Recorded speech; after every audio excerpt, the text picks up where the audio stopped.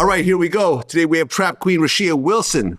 Earlier this year, Rashia was released from federal prison after serving 13 years of a 21-year sentence for tax fraud amounting to over $3 million. Her case made national headlines where she was coined the Queen of Tax Fraud and earned an episode of American Gangster Trap Queens on BET. Rashia, welcome to Vlad TV. I'm grateful to be here.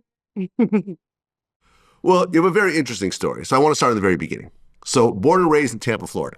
Right. Now, your mom had you when she was really, really young. Right. How old was she? I'm not sure how old my mom was, but I know she birthed 7 women, and the youngest is 32, and the oldest was born in 72. So, and I'm the third baby, so you gotta do the math. Okay, so she was about maybe 14 when she had her first child? Probably so, yeah. Okay, and there were 7 kids? Yep, 7 girls, no boys. 7 girls, no boys. What are the odds of that? Wow, yes. 7 girls in one Okay. household.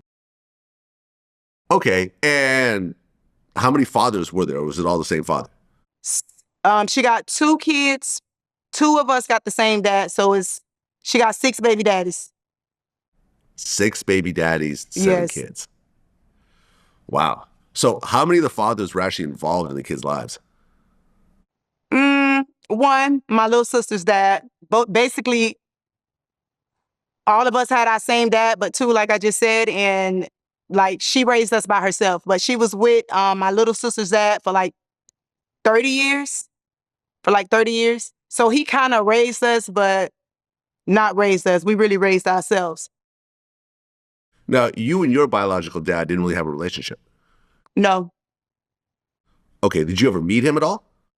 Did I ever who? Did you ever meet him at all? Yes.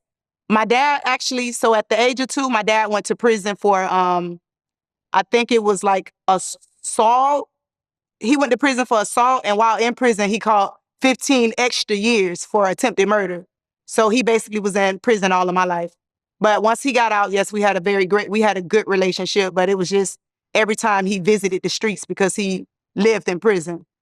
He got out, went back, got out, went back. And I just recently lost him January of this year.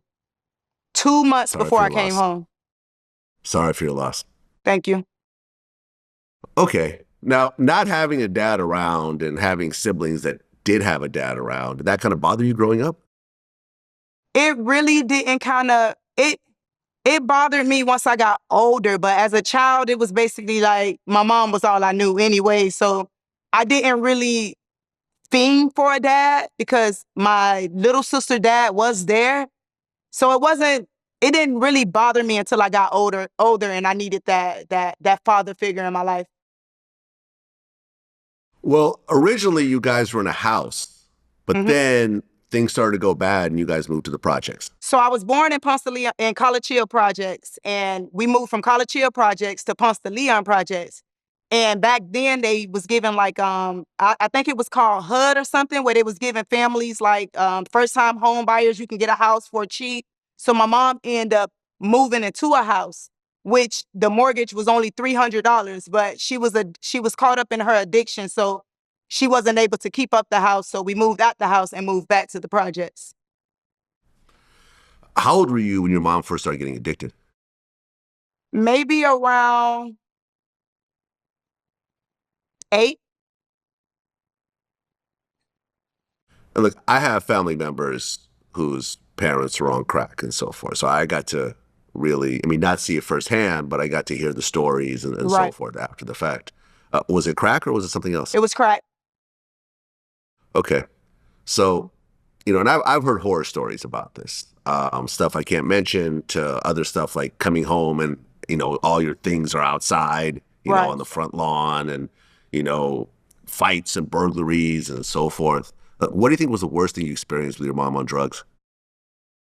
Basically, like not really having food in the house. Like my mom, she wasn't the type of mom where I had to worry about her being on the streets or us being on the streets. Like she always gave us that shelter. She just had an addiction. She was like uh in the closet, like I think that's what they call it when you got an addiction, but it's not where the world can see it. So it was just like the worst thing that I really had to go through growing up was just basically like not having food. Not having food. But my mom did the best she could when it came to raising her kids. Like, she didn't play about her kids. Like, she just had an addiction.